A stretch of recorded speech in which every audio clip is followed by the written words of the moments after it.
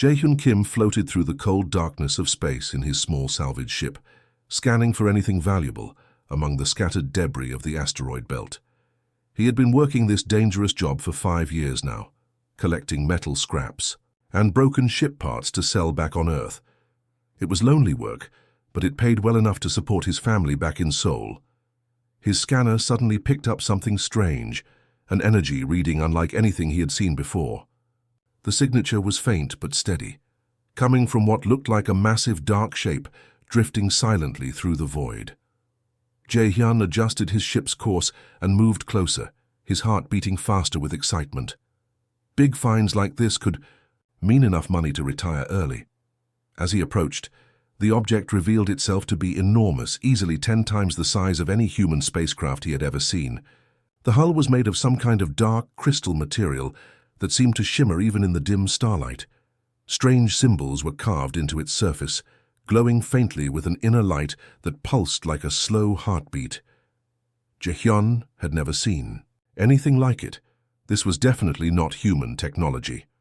His hands trembled slightly as he guided his ship to dock with the alien vessel. First contact protocols flashed through his mind, but curiosity won over caution. If this ship was abandoned, it could contain technology worth billions. The airlock opened with a soft hiss, revealing corridors that stretched far into the darkness. The walls were made of the same crystalline material as the hull, but many of the glowing panels had gone dark. Emergency lighting cast eerie shadows as Jae-hyun made his way deeper into the ship, his boots echoing in the silence. The air was thin but breathable, though it tasted strange, metallic with hints of something floral. Life support systems hummed weakly somewhere in the distance, fighting a losing battle against system failures throughout the massive vessel. Jae-hyun realized this ship was dying, its power slowly bleeding away into space, following the strongest energy readings. He found himself in what appeared to be the ship's central core. The chamber was vast, with a high ceiling that disappeared into shadows above. In the center stood a large pod made of clear crystal, filled with swirling blue mist. Inside the mist, he could see a figure, definitely alive, but unlike any human. The being was tall and elegant, with 4 arms folded across her chest.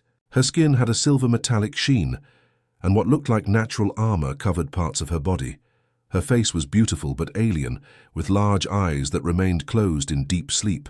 Cracks ran along her protective shell, and her breathing was so shallow it was barely visible.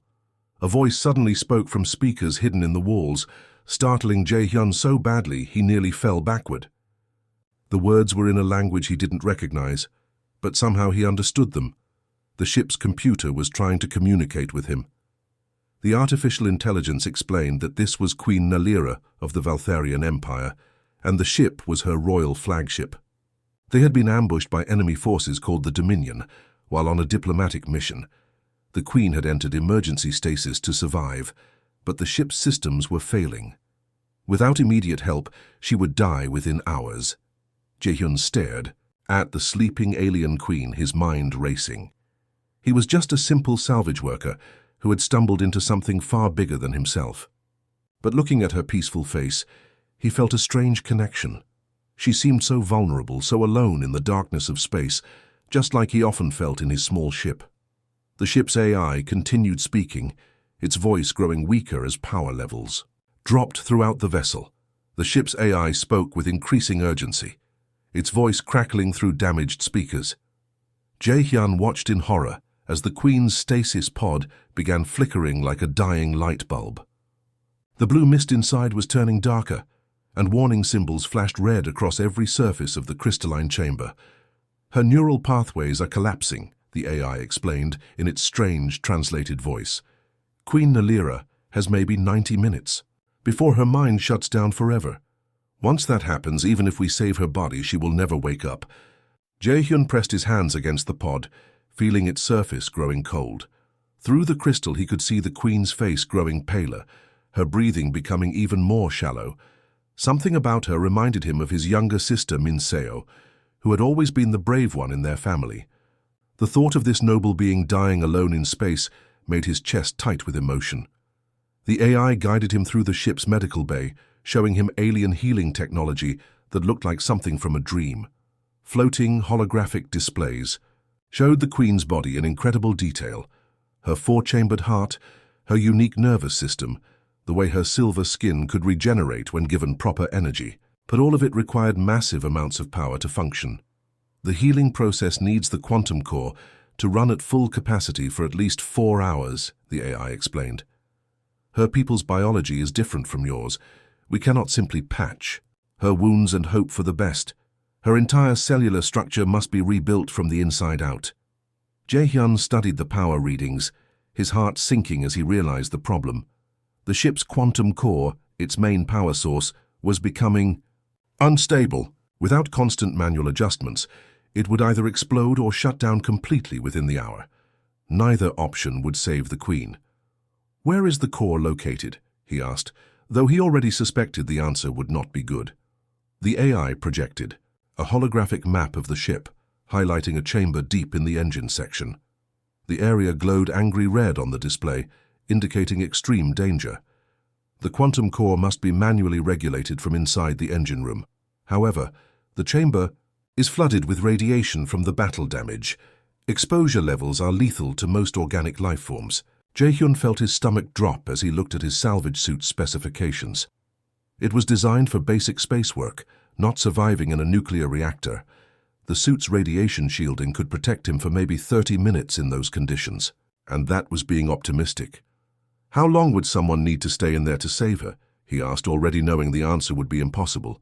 "Minimum 4 hours of continuous manual regulation," the AI replied. "The quantum flows must be adjusted every few minutes, or the entire system will cascade into failure." Jae-hyun did the math in his head. 30 minutes of protection, 4 hours of work needed. It was a death sentence for whoever entered that chamber. He looked back at the Queen's pod, watching her life slowly ebbing away, then at his own hands. Hands that his mother had always said were meant to fix things, not break them. The ship shuddered around them as another system failed somewhere in its depths. Emergency lights dimmed further, and the temperature began dropping noticeably. Time was running out for both the Queen and the ship itself. Jae-hyun's hands shook as he activated his ship's emergency communication system. The message would take hours to reach Earth Command, but he had to try.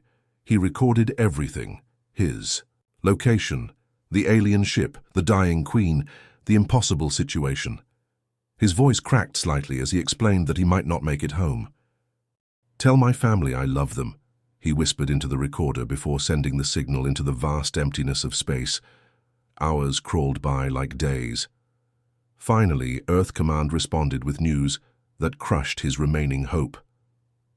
The nearest rescue ship was 8 days away, 8 days that Queen Nalara simply did not have. The communication officer's voice was sympathetic but clear. "We're sorry, Jae-hyun. There's nothing we can do to reach you in time." He sat alone in the alien ship's dim corridors, watching the Queen's vital signs grow weaker on the medical displays. Her breathing had become so shallow that sometimes he thought she had already died, only to see the faintest rise and fall of her chest. The silver glow of her skin was fading, like a star slowly burning out. The ship's AI had grown quieter as power levels dropped, but it still translated the Queen's unconscious whispers. Even in her dying state, she spoke of her people. Not with the voice of a conqueror, but of someone who genuinely cared about peace between worlds.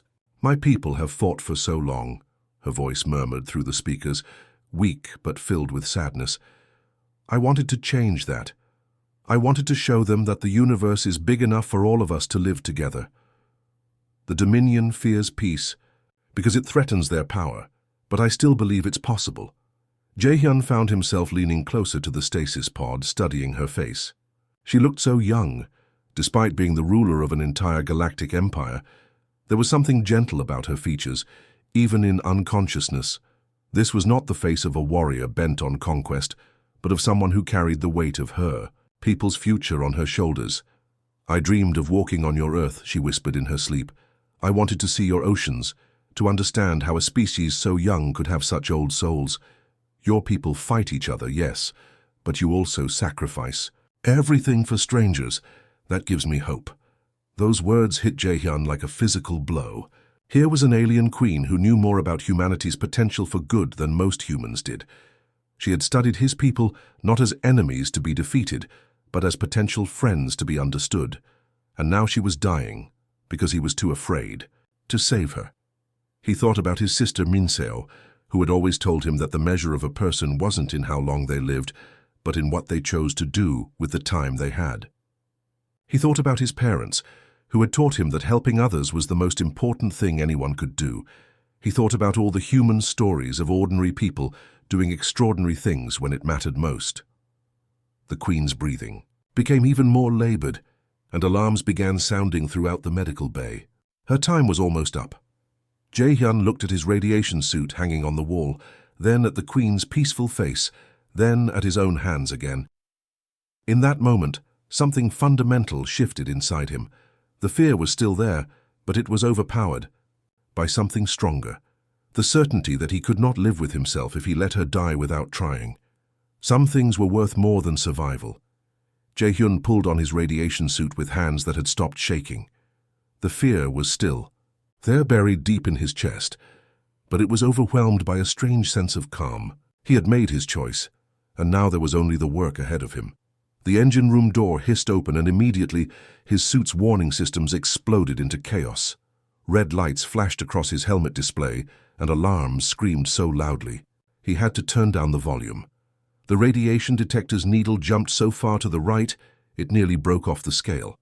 "Radiation levels are extremely dangerous," his suit's computer announced in its emotionless voice. "Estimated safe exposure time, 28 minutes. Jae-hyun stepped into what looked like the heart of a star. The quantum core dominated the center of the chamber, a massive sphere of contained energy that pulsed with colors he had never seen before. Streams of plasma flowed through transparent tubes all around him, carrying power to every system on the ship. But many of the tubes were cracked, leaking deadly energy into the air. The alien control panels looked nothing like human technology. Instead of buttons and switches, they had flowing surfaces that responded to touch like liquid metal. The ship's AI guided him through the complex process, its voice growing weaker as the ship's main power continued to fail. "Place your hand here," the AI instructed, highlighting a section of the control surface. "Feel for the rhythm of the quantum flow, then adjust the pressure to maintain stability." It was like trying to conduct an orchestra while blindfolded. Jae-hyun could feel the energy patterns through the controls, sometimes smooth and steady, sometimes wild and chaotic. When the flows became uneven, the entire ship would shudder, and he would have to quickly adjust multiple controls at once to prevent a cascade failure. Through the intercom system, he could see the Queen's medical bay on a small screen built into his helmet. As power flowed steadily to the healing systems, amazing things began to happen. The cracks in her silver skin started to close, like watching a time-lapse video of a wound healing. The blue mist in her stasis pod grew brighter and began to swirl more actively around her body. "It's working," Jae-hyun whispered to himself, feeling a surge of hope even as his radiation detector climbed higher. The Queen's breathing was becoming stronger, more regular. Color was returning to her face, but the work was exhausting. Every few minutes, another part of the quantum core would destabilize, forcing him to rush to different control panels around the chamber. His suit was getting heavier as its systems fought against the radiation damage. The air recycler was making strange noises, and his cooling system was working overtime to keep him from overheating. 10 minutes passed, then 20. His suit's computer had stopped giving him time warnings and was now just displaying a constant red alert. Jae-hyun could feel the radiation starting to affect his body, a strange tingling sensation in his fingers, a metallic taste in his mouth that wouldn't go away. On the medical display, the Queen's wounds were half healed now. Her forearms had begun to move slightly, and her eyes were flickering beneath closed lids. The healing process was accelerating as the medical systems received steady power. "You're doing it," the ship's AI said, its voice filled with something that sounded almost like amazement. "She's going to live." Jae-hyun smiled inside his helmet, even as warning lights flashed all around him. His hands moved across the alien controls with growing confidence, finding the rhythm of the quantum flows. Hours of work still lay ahead, But for the first time since entering the engine room, he believed he might actually save her. 40 minutes into his work, Jae-hyun's helmet display began flickering like a dying television. The first system to fail was his radiation detector. The needle simply dropped to 0 and stayed there, though he could feel the invisible energy eating away at his body like acid. "Warning, environmental monitoring offline," his suit announced, its voice now distorted and crackling. "Life support systems operating at 60% capacity." Jae-hyun gritted his teeth and kept working. The quantum core was particularly unstable, now requiring constant adjustments to keep the power flowing steadily. His hands moved across the alien controls, even as they began to shake from more than just fear. The radiation was affecting his nervous system, making simple movements feel clumsy and uncertain. On the medical display, Queen Nalira's healing was progressing beautifully. Her silver skin had regained its natural glow, and the cracks in her protective shell were almost completely sealed. Her breathing was strong and regular now, like someone in peaceful sleep rather than dying unconsciousness. "She looks better," Jae-hyun said to the ship's AI, trying to focus on something positive as his air recycler made a grinding noise and went silent. "Yes," the AI replied, its own voice fading as ship systems continued to fail. "The cellular regeneration is remarkable. Your people's sacrifice is saving not just her life, but the hope of peace between our species." Jae-hyun's cooling system shut down next, and immediately he felt sweat pouring down his face inside the helmet. The engine room was incredibly hot from all the contained energy, and without climate control, his suit became like a portable oven. But he couldn't stop now. The Queen needed at least 2 more hours of steady power to complete her healing. The Puigche. Pain started as a dull ache in his bones, then spread throughout his body like fire. His cells were breaking down from the inside out, dying and being replaced at a rate faster than his body could handle. Sometimes his vision would blur, and he would have to blink hard to clear it. Sometimes his hands would cramp so badly he could barely move his fingers. "Tell me about Earth," he said to the AI, desperate for distraction from the agony. "What did the Queen learn about my people?" The AI's voice was warm despite its mechanical nature. "She studied your history for years before attempting contact. She was fascinated by your capacity for growth. Your species has known terrible wars, yet you always find ways to help each other afterward. She particularly admired your stories, how you create heroes from ordinary people who choose to do extraordinary things." Jae-hyun laughed weakly, adjusting another control as the core fluctuated. "Heroes? I'm just a guy who fixes broken things for a living. My mom always said I had good hands for repair work." "Perhaps that is exactly what makes someone a hero," the AI replied. "You saw something broken, a dying queen, a chance for peace, and you chose to fix it, even knowing the cost." His suit's main power failed with a soft electronic whine, leaving him with only emergency battery backup. The helmet display went dark except for one small light that showed his oxygen levels. He had maybe 30 minutes of air left, but the Queen still needed an hour more of treatment. Jae-hyun closed his eyes for a moment, feeling the weight of exhaustion and radiation sickness pressing down on him. Every cell in his body screamed for him to leave, to save himself while he still could. But when he opened his eyes and saw the Queen's peaceful face on the medical display, growing stronger with each passing minute, he found the strength to continue. His hands kept moving across the controls, guided now more by feel than sight, as consciousness began to slip away. Queen Nalira's eyes opened slowly, like someone waking from the deepest sleep of their life. The first thing she noticed was that she could breathe easily again. The second thing was the steady hum of her ship's systems running at full power. The third thing was the urgent alarm coming from the engine room. She sat up in her stasis pod, her forearms moving smoothly as her healed body responded perfectly to her commands.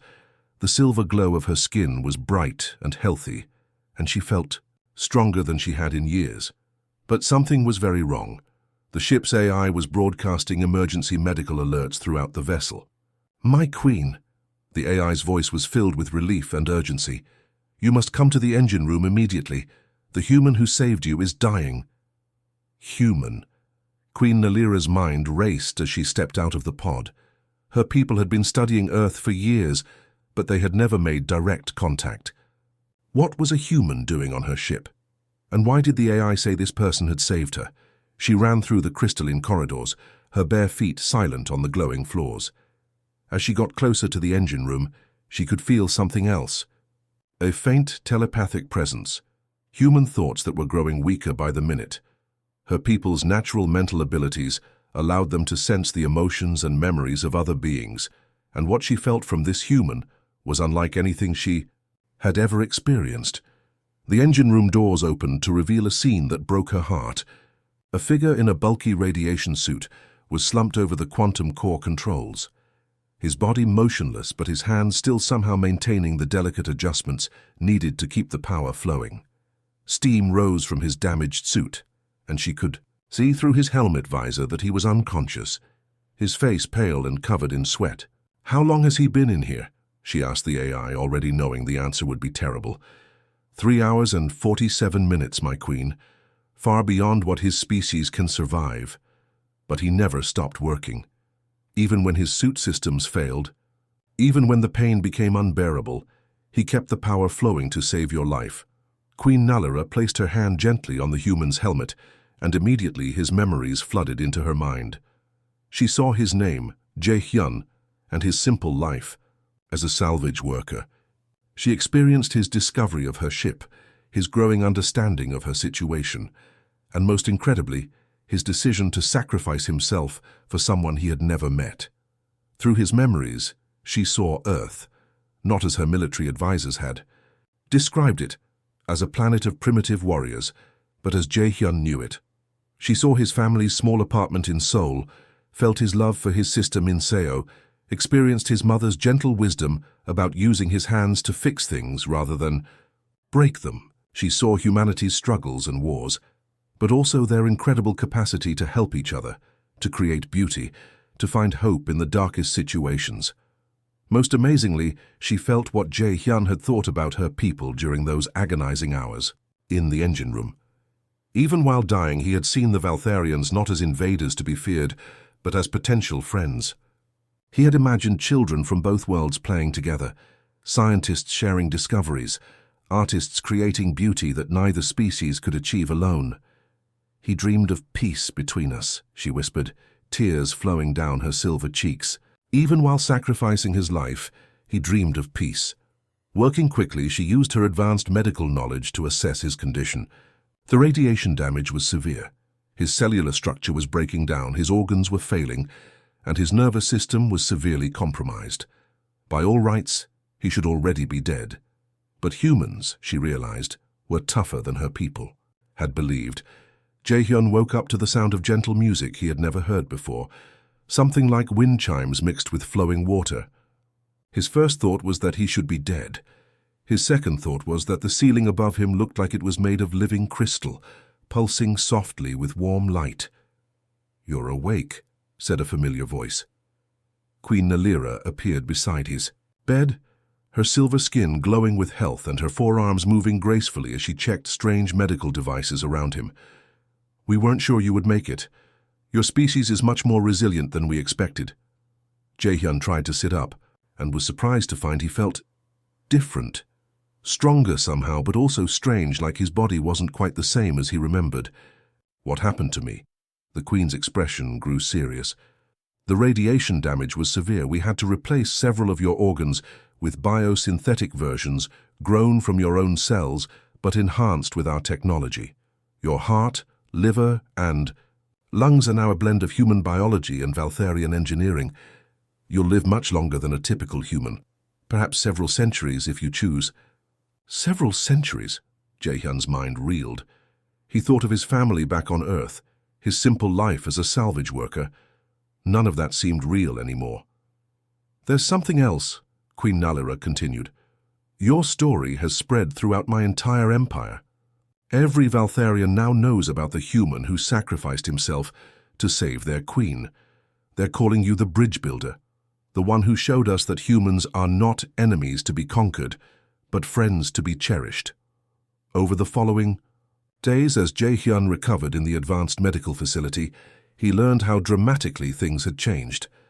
Queen Nalira had used her rescue as an opportunity to completely shift her people's perspective on humanity. Instead of viewing Earth as a potential territory to expand into, the Valtharian Empire now saw humans as valuable allies with unique strengths. "Your people think differently than we do," the Queen explained during one of their long conversations. "We Valtharians are logical, methodical. We plan everything carefully and execute it perfectly. But humans, you're creative in ways we never imagined. You take impossible situations and find solutions we would never think of." She showed him tactical reports from recent battles against the Dominion forces. Human military advisors had been working with Valtharian commanders, and the results were incredible. Human unpredictability combined with Valtharian technology was proving devastatingly effective against their mutual enemies.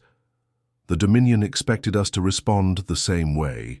"We always have, with overwhelming force and careful strategy," Queen Nalira said, her eyes bright with excitement.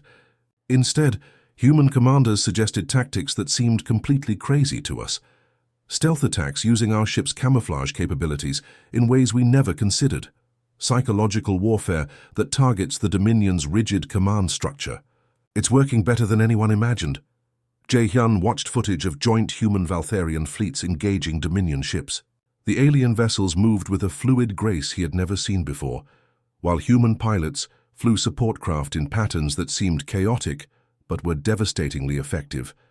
It was like watching a perfectly choreographed dance between two completely different species. "What about my family?" he asked. "Do they know what happened?" Queen Nalira smiled. "They know you're alive and that you're a hero. Earth's government has been in constant communication with us since your rescue.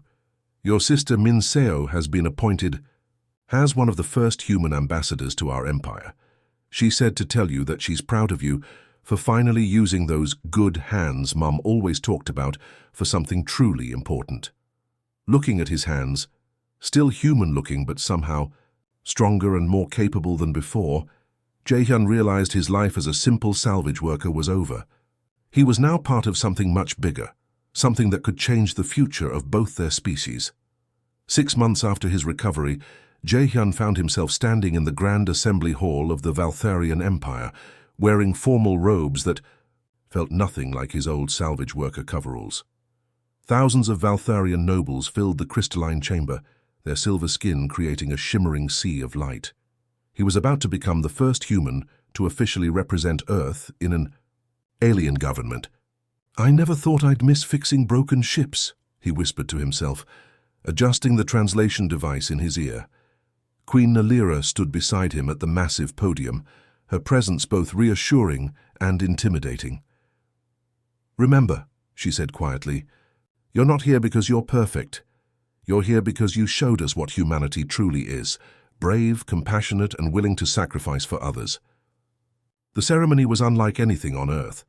Instead of applause, the Valtharians expressed approval by allowing their skin to glow brighter, turning the entire hall into a constellation of living stars.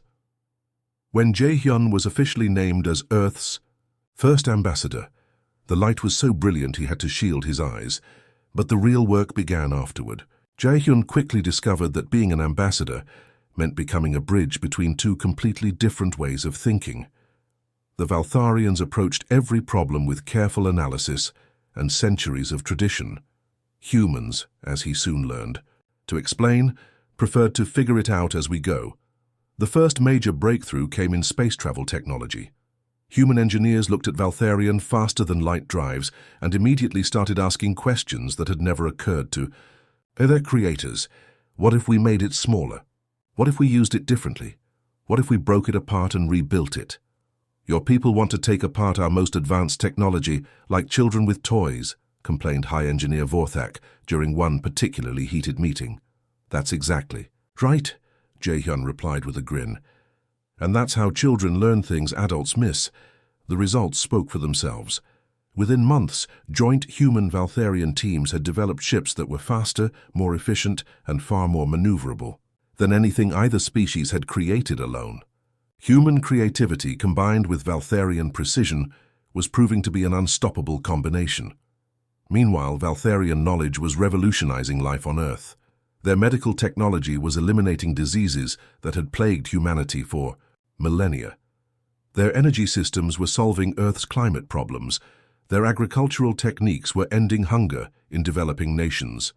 But perhaps most importantly, Valtharian wisdom was helping humans think about their future in the galaxy. Instead of expanding recklessly like they had done on Earth, humans were learning to consider the long-term consequences of their actions, to plan for centuries rather than just decades. Jae-hyun often found himself mediating between the two cultures, explaining human emotion to logical Valtharians and Valtharian patience to impatient humans. It wasn't always easy. There were misunderstandings, cultural clashes, and moments when cooperation seemed impossible. During one crisis, when human colonists wanted to terraform a planet that Valtharians considered sacred, Jae-hyun spent 3 days locked in negotiations with both sides.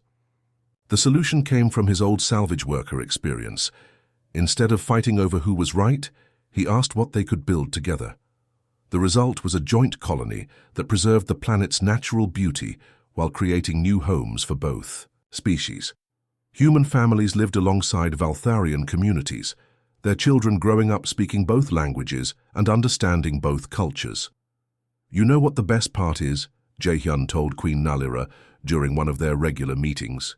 "The kids don't see any difference between humans and Valtharians. To them, we're all just people." She smiled, her forearms gesturing gracefully. "Perhaps that's the future we're building.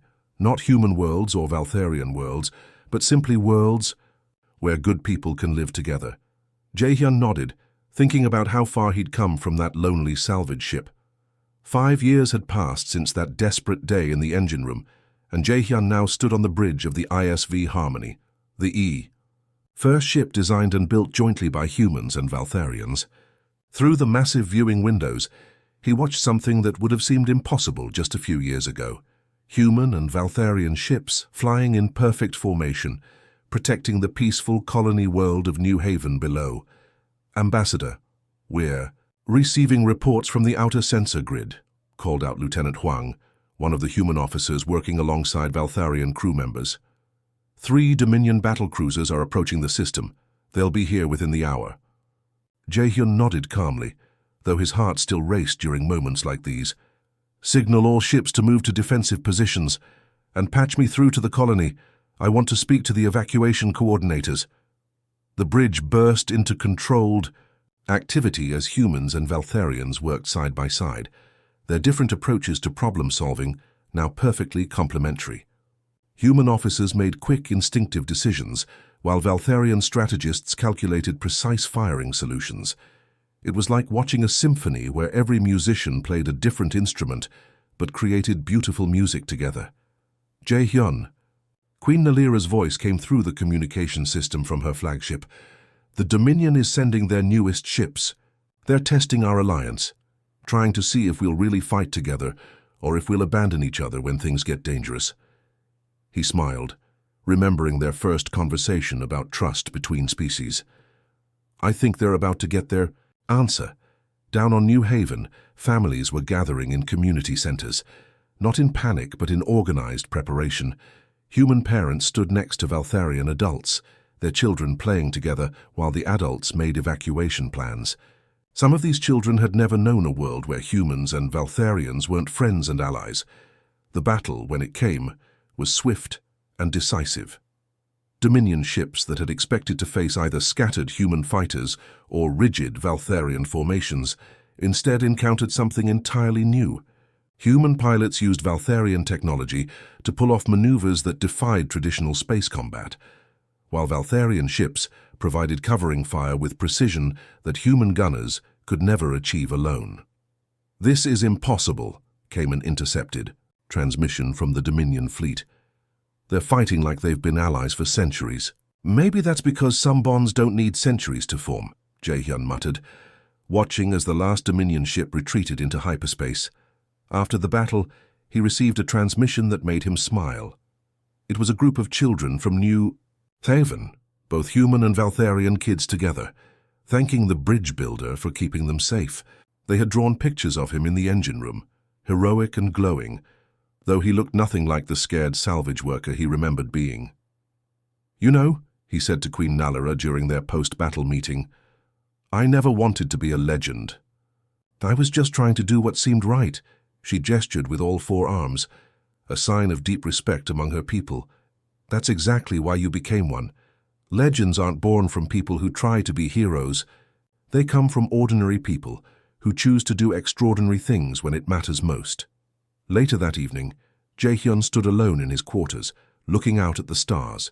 Somewhere out there was Earth, where his story was now taught in schools alongside other tales of human courage. Somewhere else was the Valtharian homeworld, where children learned about the human who proved that friendship between species was possible. But what mattered most to him was right here, ships full of humans and Valtharians working together, worlds where children of both species grew up as friends, and a galaxy that was slowly becoming a little bit safer and a little bit kinder. His mother had been right about his hands being good for fixing things. He had just never imagined he would end up fixing the relationship between entire civilizations, from him